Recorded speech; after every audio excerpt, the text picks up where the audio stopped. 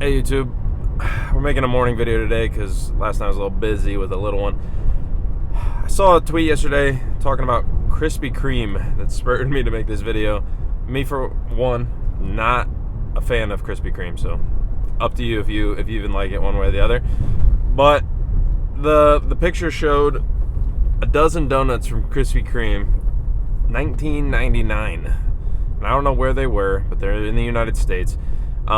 And then the tweet was basically saying 5 years ago, a dozen donuts from Krispy Kreme was like $8 or $9, and since then, that means it's over doubled in that 5 year period or so.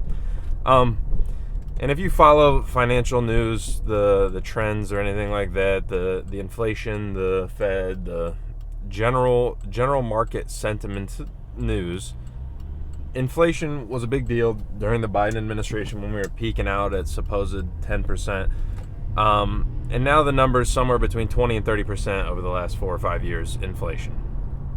I bring this up because we've been talking here on the channel about the Fed and whether they're going to cut rates coming soon. We've had rates elevated for a little while compared to normal, and we talk home prices, car prices, everything's kind of hinges into that, and because it ties directly into inflation. So if they cut the rates, inflation is going to accelerate again. And basically the deal is, as inflation goes up, as they cut rates, poor people get poorer, rich people get richer. It's easier to borrow money, so people with access to money, credit assets go up in value. And poor people get their money inflated away and can't afford as much as they used to be able to. And the problem is going to be, that's where we're headed. The Krispy Kreme thing is this anecdotally in a nutshell. I was actually talking just the other day to my wife's cousin. He runs a little business, small business, I think. They sell like food products basically. And he was talking about candy bars specifically. If he buys a candy bar, the price of the candy bar has over doubled, he was telling me, in the last 2.5 years, 3 years basically for them. Another anecdote. But everywhere you look, it's funny to me because it's the inflation, the CPI, the headline. These things are weighted averages of prices, and they give you an index of what the inflation is. I've been saying it the whole time. I think this is complete and utter bullshit. Like, these are just not real numbers. They just fudge these numbers to make it seem not as bad. Costs for people, they say 20, 30%. I'm saying 40, 50% is probably more reasonable as far as on average. And then obviously with certain things, anecdotally, the candy bar, these Krispy Kreme donuts, your cost of buying simple little things like this have more than doubled in some instances. And the problem is, that was last cycle of the last inflationary cycle. We're about to enter the new inflationary cycle as we move into Fed rate cuts that are predicted here, basically end of year, towards the end of this year, and then onward. We've been talking about it. Trump's been pushing this heavy Fed chair, Powell, Jerome Powell, the current Fed chair. He has been pretty much stalwart the whole time that they're not cutting rates, they're going to be data dependent, all this stuff, that they're just not going to do it until they can show it. The labor market's too strong is what their current claim is, and there's no pressure on them to cut rates.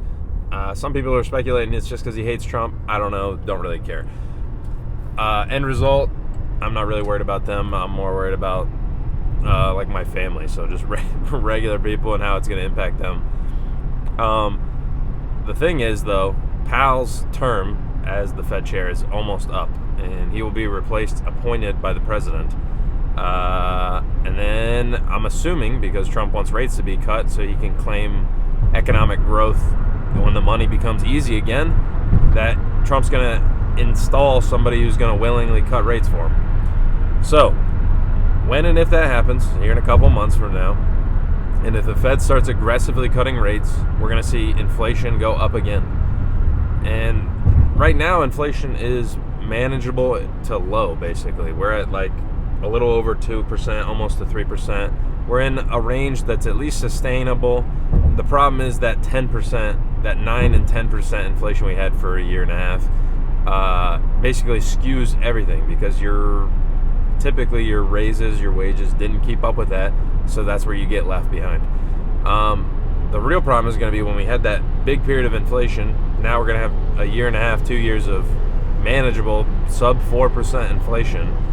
And then when they kick the money printer back on and we start printing our way out of the recession that is in theory already started or coming, in my opinion, here relatively soon, as we watch the job market kind of weaken a little bit.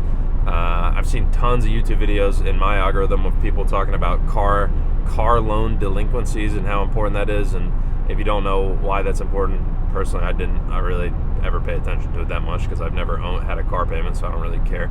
But now, grand scheme, and I think it's fair to say, people will give their car up last. So if people are starting to become delinquent on their car payment, that means they're pretty much at the bottom of the barrel. It's basically, in my mind, it'd be like car house. Like you're going to give up the house very last, but the car is pretty much one of the last things to go that you're going to be late on, that you're going to willingly take the risk that they might come repossess your car.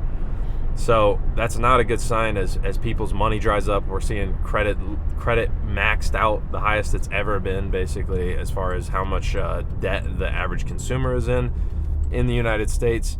So there's plenty of indicators that are showing some weakness in the general economy. And when they start cutting rates, that's basically when typically we're in the recession. Basically, they're cutting the rates to fix the recession, basically to try to ease the recession, I guess is the good way to say it. They're trying to make it a little more manageable. But the problem is, for regular people, them cutting rates doesn't help you at all. And if anything, not that many people have been buying houses in the last couple of years, so I'd say the typical way people benefit from lower rates is obviously a little bit cheaper credit generally, but dropping your mortgage rate down is a huge thing. People can save a lot of money, but not very many people have been buying homes. So I don't know how many people can even benefit from that in this cycle, if that makes sense, because home prices have been so high that just it's been cost prohibitive. I think I just saw the chart again yesterday. Home affordability at an all-time low. So we're back at peak home unaffordability, and we're gonna stay there. And they can cut rates, but then who's to say that the home prices aren't just going to go up again? I don't know how much higher they can go at this point when the average home's like $400,000 in the United States. I mean, where are we going to get $600,000 average home? Like, no, just nobody can afford it, so it doesn't matter. But if we see low rates, I think that means everything's already kind of bad already. And then we're going to watch inflation begin to tick back up. And this time, who knows? I mean, I'm not trying to fear-monger in any way, but it could spiral out of control in the sense of we're already in a tough spot as far as just everyday living people trying to afford their lifestyle. Your groceries are up, your mortgage is up, your car payment's up, your credit card, just the interest on the credit card. If you're a person that, obviously, if you're watching this channel, I'd hope you're not letting interest roll on your credit card, but there's all kinds of things. Your gas is up. I'm driving by 329 right now here in Ohio. That's not too bad, honestly. I'll take that. But everything in your life has increased in cost, and you better get ready because it might start to increase again. And who knows how bad it's going to get, but we'll find out, I guess. So if you got something out of the video, I'd appreciate it if you liked it. Subscribe to the channel. If you disliked it, dislike it, and leave a comment. Tell me why. But I'd like to know what you guys think in the comments below. I don't know.